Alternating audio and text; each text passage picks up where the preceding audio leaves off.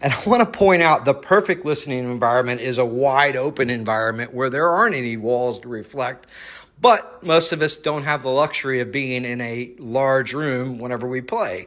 And so here are some alternatives and some solutions to some of the obstacles that you may face whenever you're designing your piano room and your perfect place and your perfect space to escape the hustle and bustle of the world for a minute. Good morning, guys. Today we're going to take a look at what makes a good practice room. And there's actually a couple different things that I highlight that I think are important. Two primary things, which is the sound and also the lighting.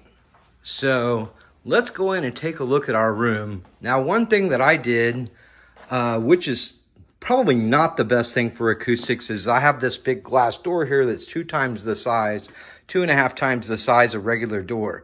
But I had to do that because of this guy.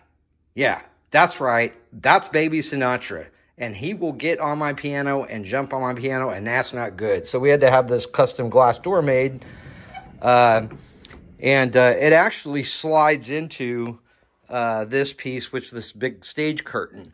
And the reason why I have that there is the best sound is going to be sound that's non-reflected. So you want sound that is even all the way across.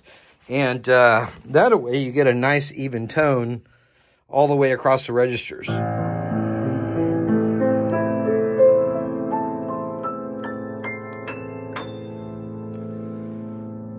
Why is that important? Because what happens with the sound wave is if you get a reflection at the opposite side of the pole and the negative and the positive side of the pole, that can cause what's called phasing.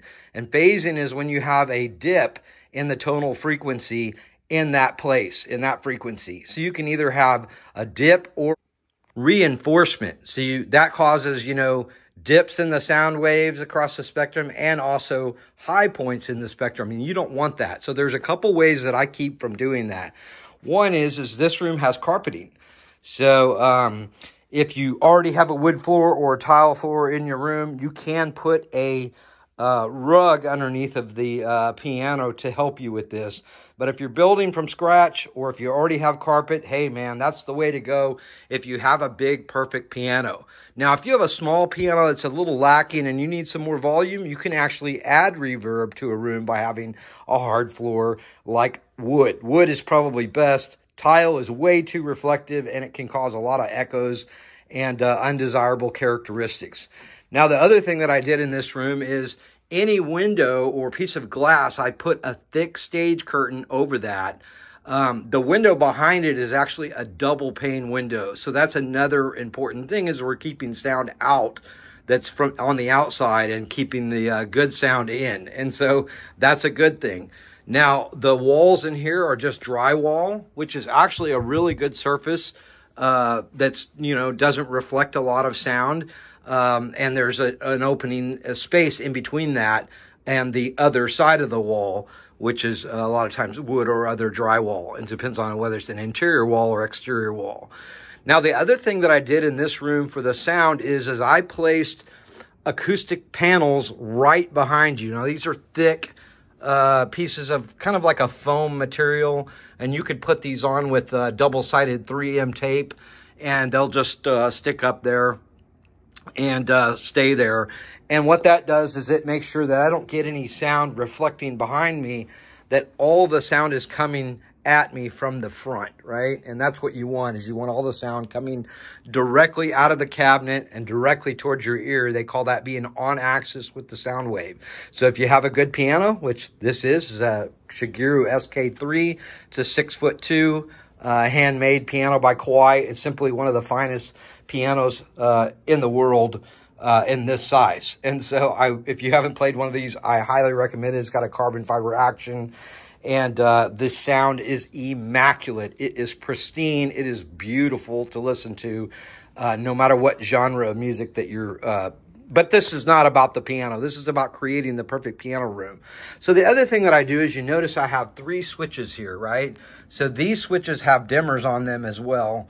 And the reason I have that is because you want you want a stage light behind you pointing at your music. That way you get, you know, you're able to read the music.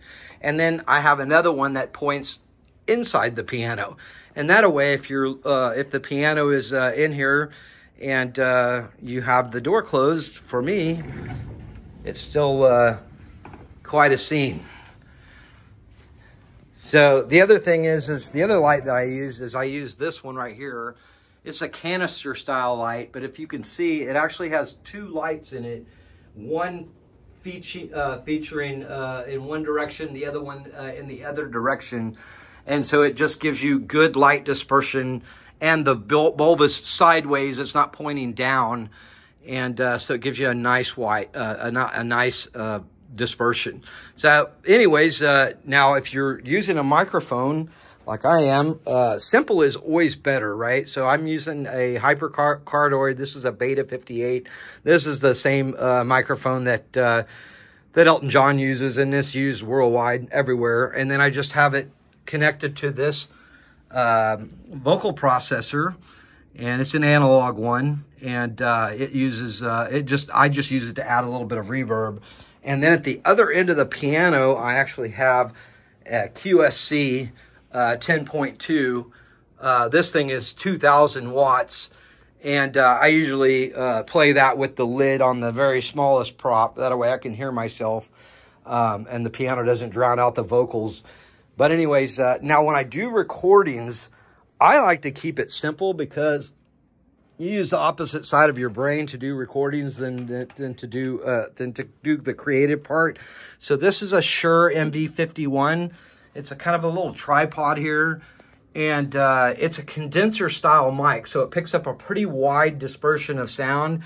And then this plug actually plugs into my iPhone, and that way I can use the video recorder, the same one that I'm using right now, to record this. I can use it to record the video, and then the audio comes through here.